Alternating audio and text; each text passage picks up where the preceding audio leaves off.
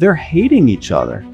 And I use that word because it's like they're so out of their skull in frustration with each other. But the amazing thing, the glorious thing is, and I've found this over and over and over. What are kind of the stories that you get of transformation from someone who being so high up, so, driven by their corporate lifestyle? By staying in this non-blaming and non-defensive consciousness as they're talking through these really delicate issues, what happens every single time is they realize that what was hurting them so deep down inside was just a story. It was just a misunderstanding. Where training like this transforms people and enables you to see the humanity amongst each other is powerful and is needed. Ultimately, the most important thing of any consultant is not just putting band-aids on situations. It's really deeply understanding what's going on in the organization.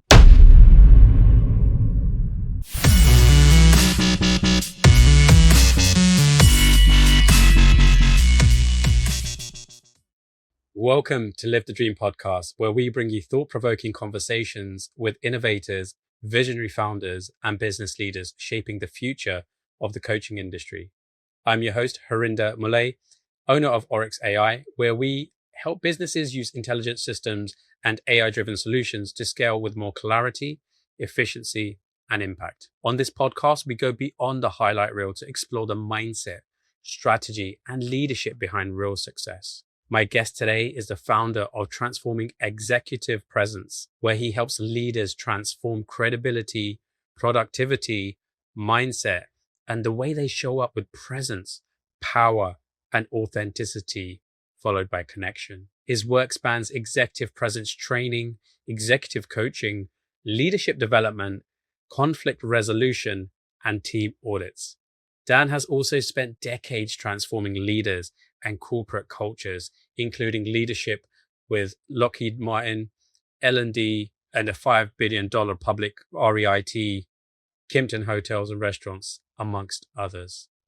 So without further ado, let me introduce you to Dan Messenger. Welcome, Dan. Welcome to the podcast. Thanks so much. You're welcome. Thank you for taking out the time to share your journey with us. And you have so many valuable insights, like we spoke the other day. And I'd love to just allow you to introduce yourself to our audience in a way that you see fit in terms of who you are and what you do. So for decades, my passion is transforming leaders.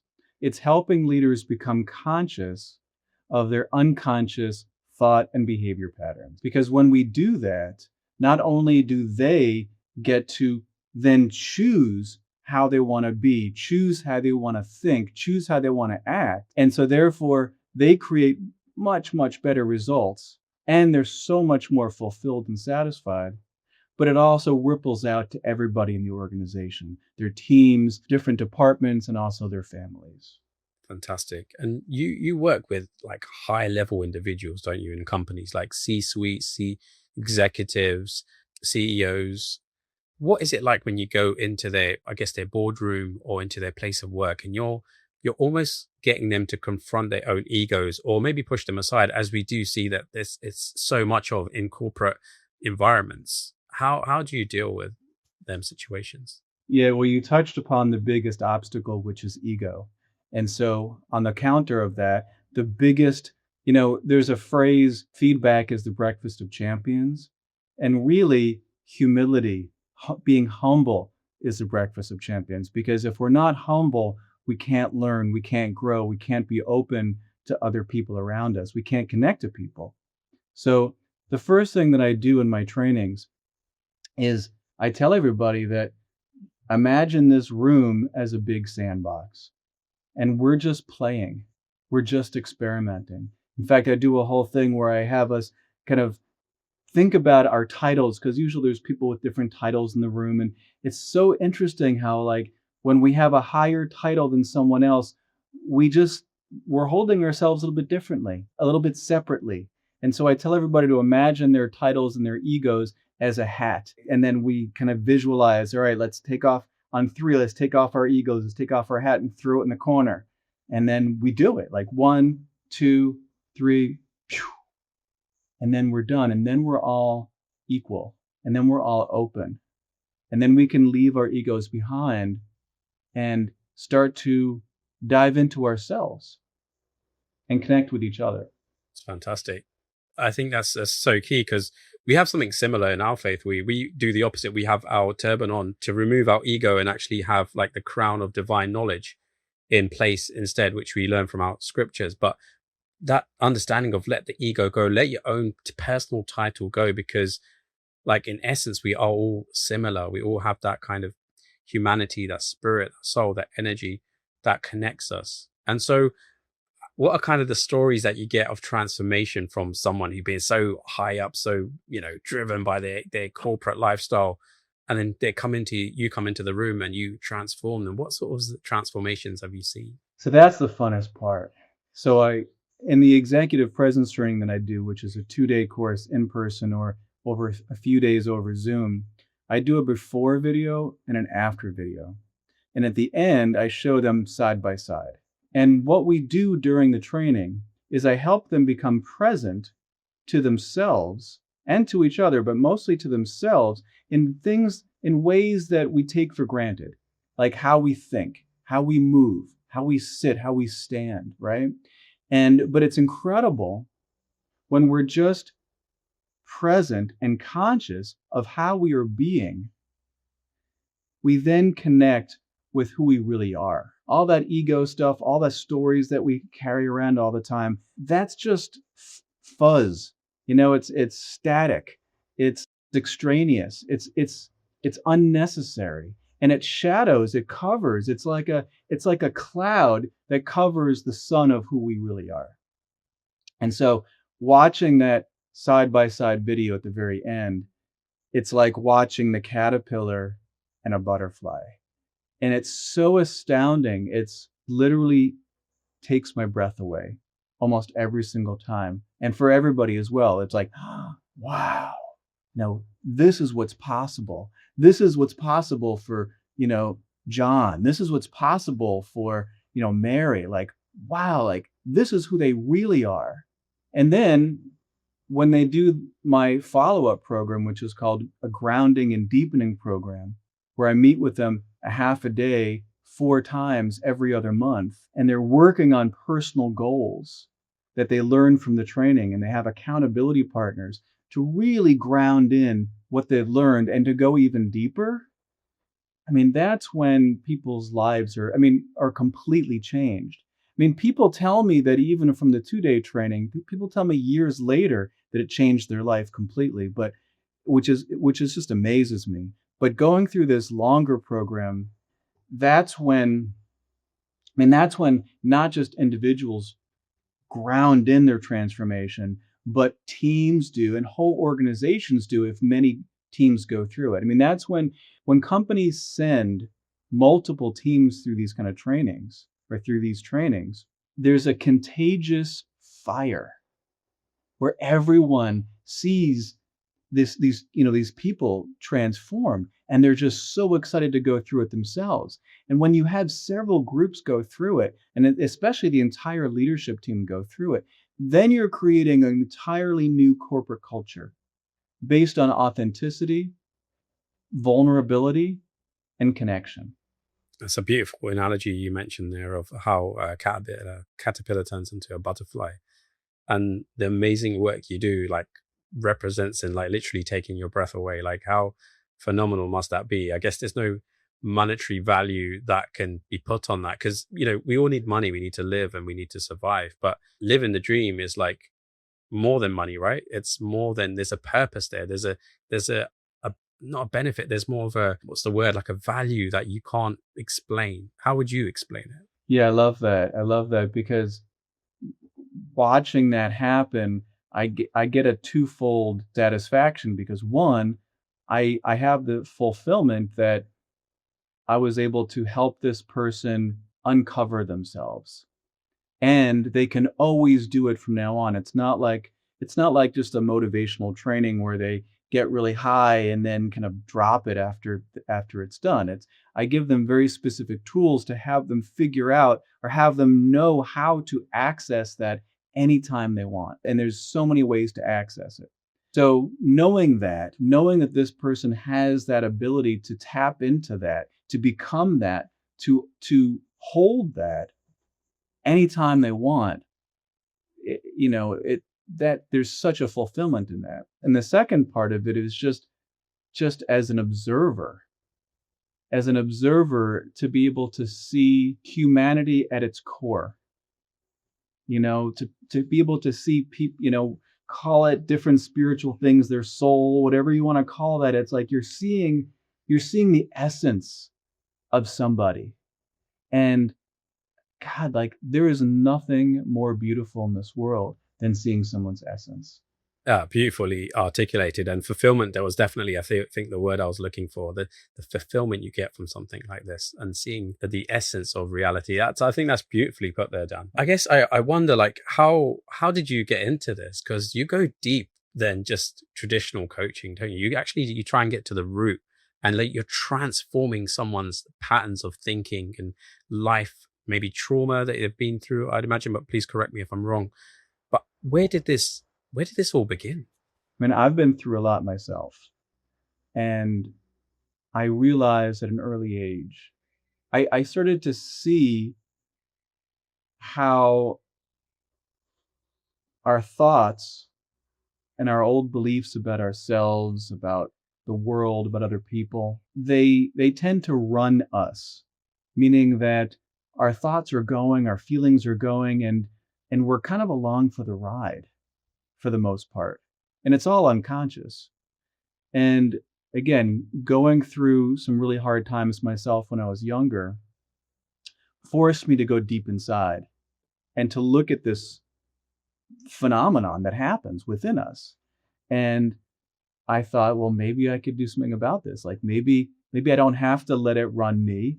Maybe I can learn how to kind of stand in the eye of the hurricane that's within us and start to slow down the thoughts and track the thoughts and be able to actually stop them and then choose how I wanted to think, choose how I wanted to act, even choose how I wanted to feel, which is so counterintuitive.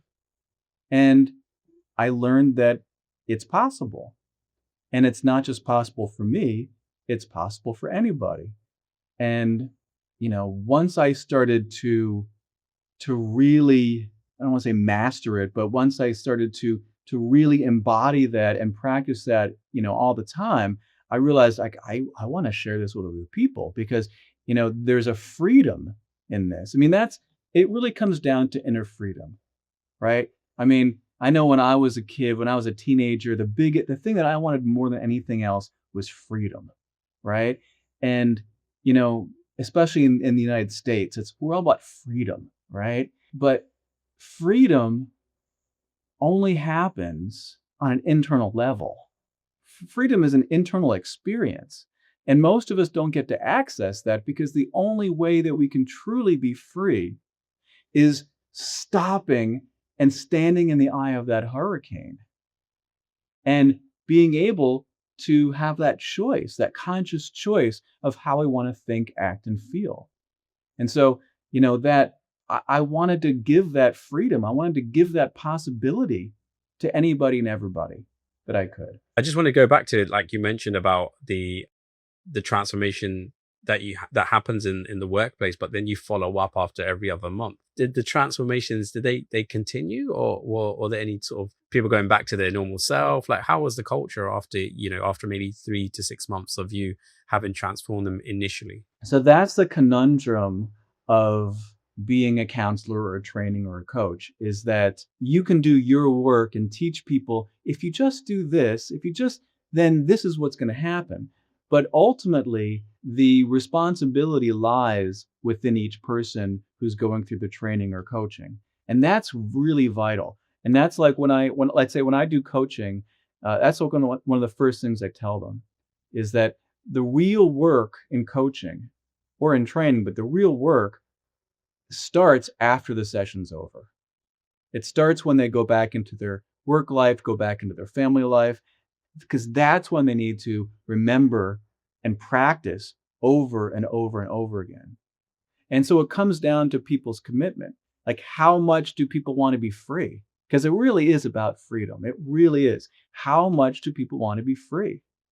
And so, but what I found is what they get to taste during a training or during coaching is so wonderful. It's so magnificent that it's like, so yes, they could choose to let go of that, but it's just so delicious. And so they want to keep following up on it. And again, I am amazed that after years, people tell me that even going through just the 2-day training, their lives have been transformed for years.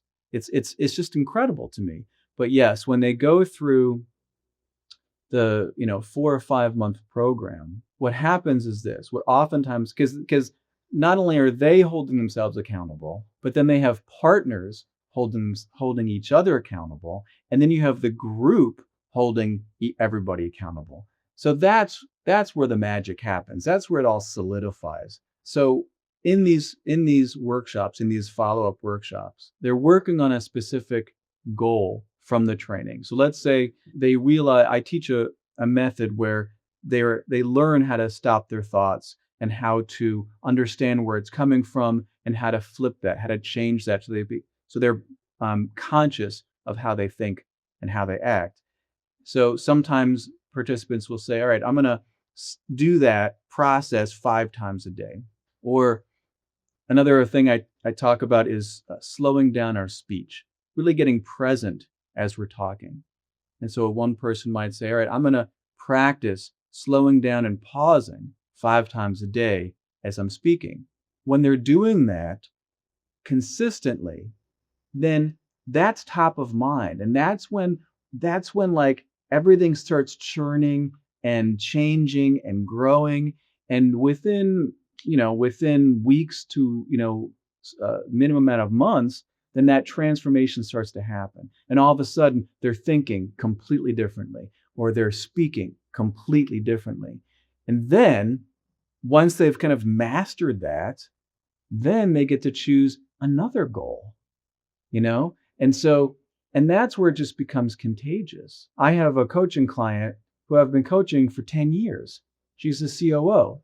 Wow. And it's because she wants to transform herself in every way possible, right? She's looking at all those nooks and crannies as to where does she become unconscious? Where can she improve herself?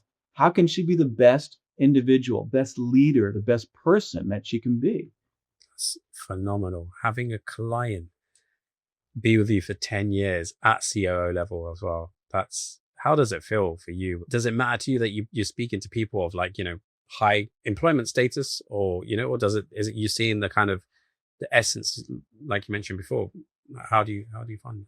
Yeah, so the title doesn't really matter when I'm talking to somebody, but if someone is at a higher position, it means that they have more influence over other people.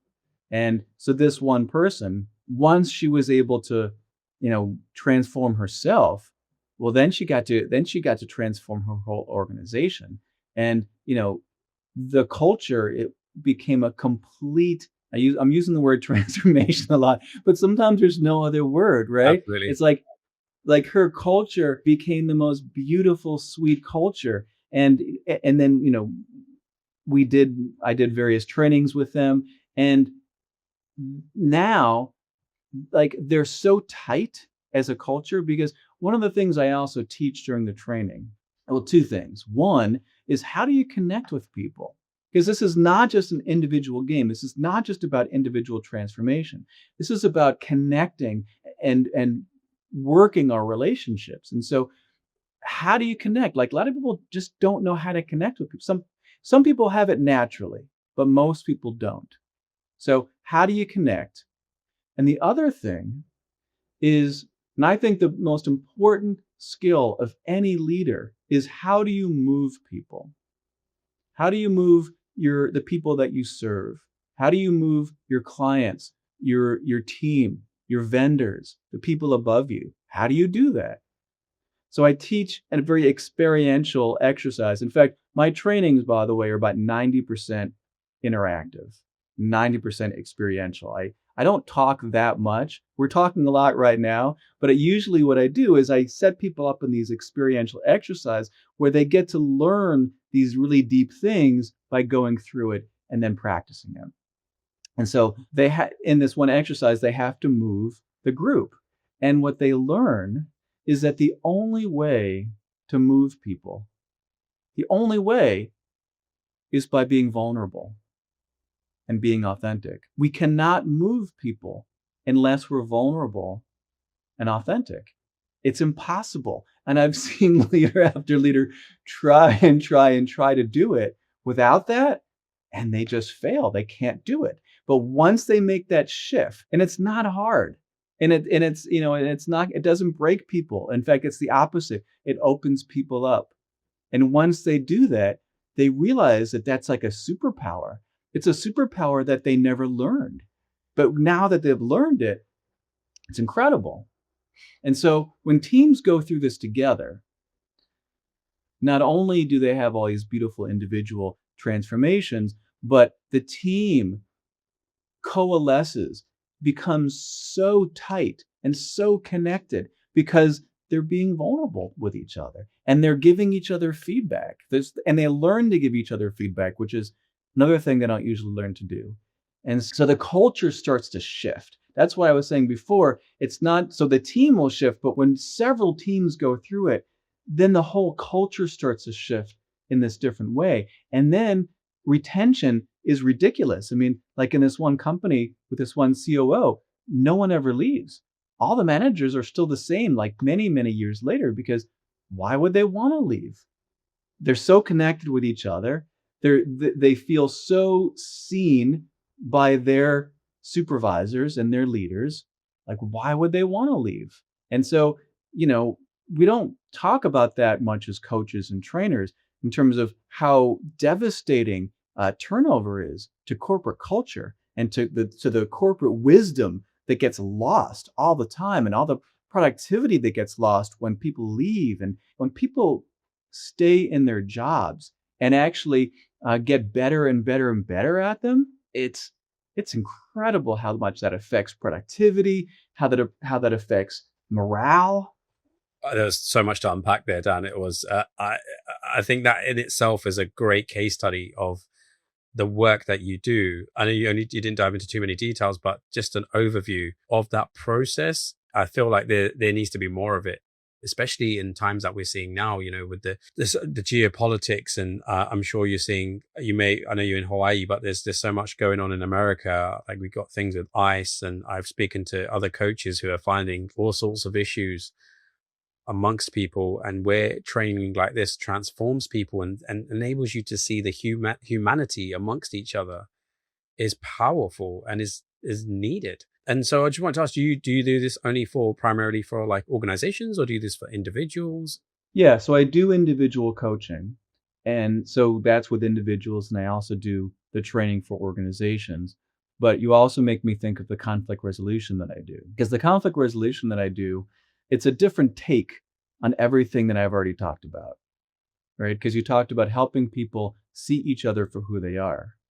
And now again, I do this between individuals, I do it within teams, between teams, or in whole organizations.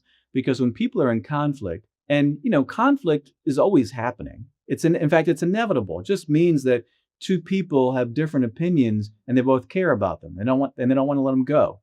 So conflict is inevitable and happens in all organizations, but most people don't know how to handle conflict. They don't know how to deal with it. And so what happens is when conflict happens in organizations, people leave, right? And again, it gets into that whole turnover issue I was mentioning before. But people don't have to leave their jobs because of conflict. All they need to do is learn how to communicate. Because when they learn how to communicate, well, let me share the process of what I do, because it's a really unique process and it really works. The most important thing is for people to understand the tools of how to communicate their experience, their feelings, their frustrations, but without blame. And then being able to listen to someone without being defensive. And so I teach very specific tools of how to do that. So usually just teaching those tools, people can kind of work through their conflict by themselves. But if they try and they're needing some extra help, then I can come in and facilitate. But what I do is this: I have them use these very specific tools to talk through these really challenging and delicate conversations where oftentimes it starts and they're hating each other. And I use that word because it's like they're so out of their skull in frustration with each other. And they can't see past that. But the amazing thing, the glorious thing is, and I've found this over and over and over, is that when it's a weird word to use, but I force people to use these tools while they're talking with each other. So if one person starts to get blaming, I stop them, I bring them back to the tools. If someone's getting defensive, I stop them, I bring them back to the tools. And by staying in this non-blaming and non-defensive consciousness as they're talking through these really delicate issues, what happens every single time is they realize that what was hurting them so deep down inside was just a story. It was just a misunderstanding. I mean, every once in a while, someone's being, a little bit of a jerk, and but even if they are, being able to be confronted by someone without blame, it just drops that need to hold that ego, right? But 95% of the time, it's a misunderstanding. And, we talked about the experience of watching people at the end of these trainings go from a butterfly to a caterpillar and how breathtaking it is. So similarly, when I'm doing a conflict resolution and people start to realize that it was all a misunderstanding, it's like these massive walls just tumble down. These massive walls of anger and hate and hurt and frustration just fall down like the Berlin Wall. And that is magnificent. And it's palpable. Like it's tangible. You can feel it, you can taste it. It's incredible. And then what they're left with is nothing. Nothing in between them. And they see each other for who they are. And even more so, they get to respect each other in a way that they could never have done because they got to see each other authentically share without blame and to listen without defensiveness. And so that relationship not only is now pure and clean of all those stories and misunderstandings, but it's actually strengthened as they move forward in their careers. I can think of this would be great in in marital counseling or therapy. I can think of a lot of people needing that, including myself. I think that's phenomenal. Like the transformations that you can get just from and I don't mean I mean like through the training, through counseling, through coaching, and using tools and seeing things for what they really are and not, like you said, there's a great analogy of bringing down the wall and actually just having this clarity. Like it sounds really empowering. And I feel like there's so much more of it needed. And it kind of leads me on to where you go so deep. Where do you feel, because I think there's maybe different schools of thought for this, but where do you feel that the difference is between coaching and, say, therapy? Do you feel like there is a line? I mean, a really good coach who really deeply understands consciousness. A lot of coaches fall into the trap of just giving advice, and motivating and giving advice, and that's fine. That's good. There's something to that. But a really good coach may do that, but goes beneath the surface, because whatever is going on in someone's life, there, like you just said, there's deep roots to that. And if a coach doesn't address the deep roots of someone's behavior or of their thought process, then they're just going to keep repeating it over and over again, because that's what happens. Again, like, we have these unconscious behavior patterns, we have these unconscious thought patterns that move us, that run us day after day. And so staying on the surface just doesn't do anything. We have to get to the root and be able to pull up those weeds, or else the weeds will just keep growing. I wanted to go on to my next sort of question, which kind of leads on to this. Is like, I just mentioned AI. What are your thoughts just on AI and with the industry itself? Like, how does it help you? Or do you feel there's other impacts that you're seeing within organizations that you're working in and AI coming in? I guess it's a two different fold question, but can you share some of your views on that? In terms of how AI is affecting my industry, the only way that I see it affecting it thus far are a couple fold. One is what you just mentioned, that people are relying too much on it for copy, and then and so you don't really know who the person is. And then the other one is people are starting to use AI as therapists, right? Like, it could active listen you, it could ask you probing questions, which is really cool and it's wonderful. And but that's not coaching. That's taking certain information and spitting out some answers, or it's mirroring back, which is nice when people don't get it normally, but that's not coaching. We are consciousness. We are living, breathing forms of consciousness. And the only way that we can grow and learn deeper and go deeper into our consciousness is with the aid of another consciousness. For instance, I, as a embodied consciousness, have gone through many things in my life, even from a business perspective. As a leader in business, like I said, I've failed forward so many different times, and from those experiences, I am who I am now, and I'm able to then help other people go through similar experiences, and even help them avoid some of the traps that I went through. Right? But hasn't AI could read through, or whatever it does, scan through and spit out some things, but without experience, then it truly can't assist another person's consciousness. Fabulous advice, I think, actually, and actually a coach who's been through a lived experience that can share that. You can't mimic that, because it takes someone special to be a coach. Lived experiences, got through the hurdles, the challenges, and probably still are, but they've learned the process of actually getting to coming out of that ditch, or that mud pit that you're stuck in. So Dan, Can I yeah, can I share one more thing?